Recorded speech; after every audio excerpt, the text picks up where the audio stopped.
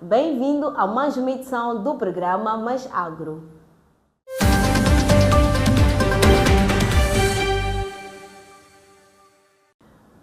O Governo aprovou esta semana a proposta da nova Lei de Terras, modernizar o Sistema Nacional de Gestão Fundiária e garantir um acesso mais equitativo e sustentável à terra são, segundo o Executivo, os objetivos da nova lei. 2 anos e meio depois do lançamento do processo de revisão, o que era anteprojeto ganhou forma. Após voltas ao país para a auscultação, o Governo aprovou a proposta que promete reforçar a governação e acesso equitativo à terra. A proposta adota um conjunto de medidas que, respeitando o princípio constitucional da terra como propriedade do Estado e da sua alienação, não alienação, hipoteca ou penhora, visam reforçar o conteúdo e as garantias do direito de uso e aproveitamento da terra em prol de um acesso equitativo, posse segura e uso sustentável da terra e de outros recursos naturais aos serviços da sociedade e da economia moçambicanas. Depois de passar pelo Conselho de Ministros, a proposta avança agora ao Parlamento, a quem cabe a última decisão para fechar o processo de reforma da atual legislação, em vigor há quase 3 décadas. No setor agrícola, o país quer voltar à ribalta como um dos maiores produtores da castanha de caju. Para o efeito, foi lançado um plano que visa quadruplicar a produção até 2035. Moçambique já foi um dos maiores produtores continentais desta amêndoa, mas nas últimas 4 décadas a produção está muito longe do que a história documenta. Com o potencial produtivo prevalecente, as autoridades lançaram um novo programa para o desenvolvimento da cadeia de valor desta amêndoa, cuja meta é que dentro de 10 anos, Moçambique volta a ser o país com que mais se conta. De acordo com os objetivos traçados, até 2023, a produção nacional deverá atingir 690 mil toneladas por ano, o correspondente a 4 vezes mais do que o nível atual.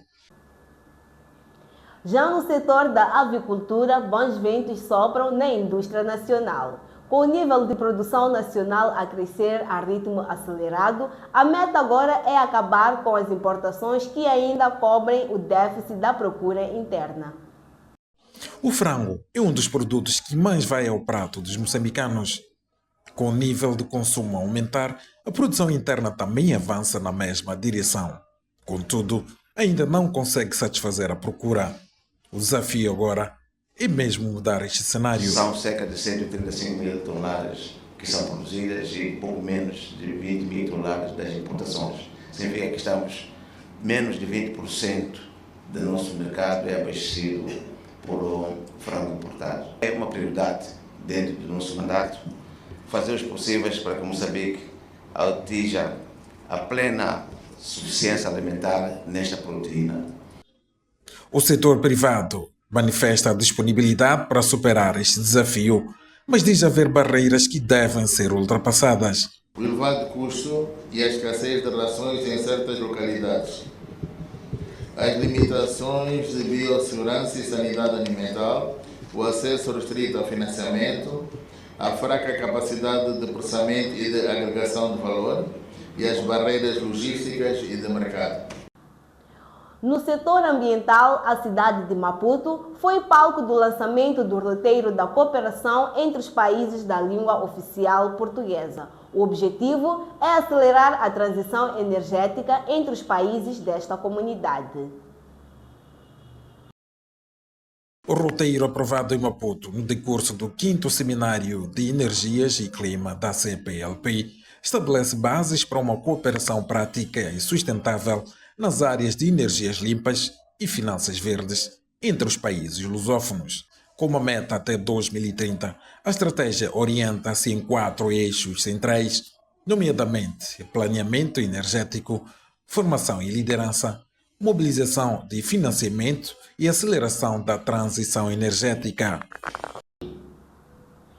Há um novo fenômeno silencioso que começa a preocupar especialistas ambientais no país e no continente. Estamos a falar do tráfico de suculentas e cicadáceas, espécie de plantas de ornamentação classificadas como raras. São plantas que enchem o olho de qualquer apreciador da natureza.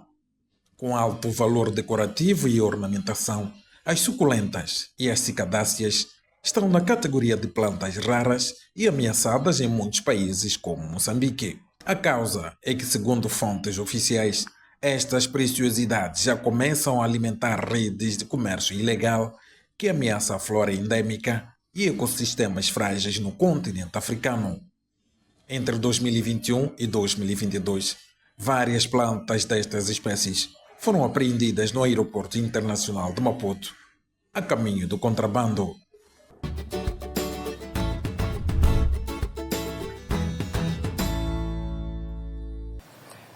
Nós estamos numa produção de cultura de tomate, uma variedade híbrida, e que estamos a fazer essa produção num efeito sombrite. Nós estamos agora a sentir um bom ar fresco, tem uma temperatura muito bem reduzida e conseguimos ver a influência do efeito sombrite nas nossas plantas. Temos nós o sistema de irrigação que estamos a usar, que é o sistema de irrigação gota a gota, que consiste num tubo, bicos gotejadores, em que esses bicos gotejadores gotejam diretamente na planta. E também nós temos o sistema de tutoramento que nós explicamos, que usamos essas linhas que facilita o regulamento da planta à medida que ela vai crescendo. E se perceberem, as plantas estão crescendo muito bem em altura e não há nenhuma planta que tenha seus ramos no chão. Pois, além de nós termos essas linhas em altura, também colocamos linhas nas laterais, para permitir que a planta cresça de forma estreita e que não haja nenhum ramo que saia despercebidamente e caia no chão, para evitar a contaminação por doenças. Quero mostrar agora o sistema de irrigação gota a gota.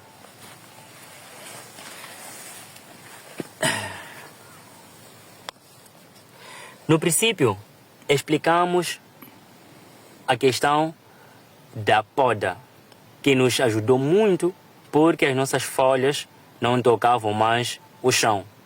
Deste modo, a doença que pelo solo seria tida, foi isso evitado. Se prestar atenção, a nossa planta aqui na base continua sem nenhuma folha ou sem nenhum ramo, porque nós fizemos a poda e está crescendo muito bem. O tubo gotejador está diretamente no caule, e quando nós efetuamos a rega, a própria água goteja ao redor do caule. Ao redor do caule não há muita emissão de ervas daninhas, que é o famoso capim, porque nós continuamos a fazer os amanhos culturais e a água simplesmente está ao redor do próprio caule. As folhas, elas estão desenvolvidas devido ao tipo de adubação que nós fizemos. Fizemos adubação orgânica, que é o estrume bovino que nós misturamos com o solo, e também aplicamos um produto biológico fertilizante chamado Super Grow, que está nos ajudando muito para a formação dos frutos. Só observar os nossos frutos. Eles estão bem desenvolvidos e bem saudáveis. Dissemos que tem uma expectativa de colher por planta 4 quilos. E nós observamos que nós vamos conseguir, parece que mais que isso, porque a planta em si, ela está sobrecarregada. Eu falei das linhas que nós usamos para poder garantir com que a nossa planta, ao redor, ela não caia. Que são essas linhas. Temos uma, a primeira, temos a segunda em cima e temos a terceira. Isso permite com que os ramos sejam a todo momento conservados. E também o nível de ferimento da própria planta é muito reduzido, porque não fazemos nenhuma atualização da própria linha, isto é, amarrar de um ponto para outro, porque podemos criar certos ferimentos e que esses ferimentos podiam influenciar a entrada de doenças. Na nossa planta, ela está já há 3 meses, já bem desenvolvida, e daqui a umas 3 semanas nós vamos começar a colher os nossos frutos. E assim termina esta edição do programa Mais Agro. Acompanhe-nos pelos canais digitais da revista Terra e Nova Era Televisão. Até a próxima!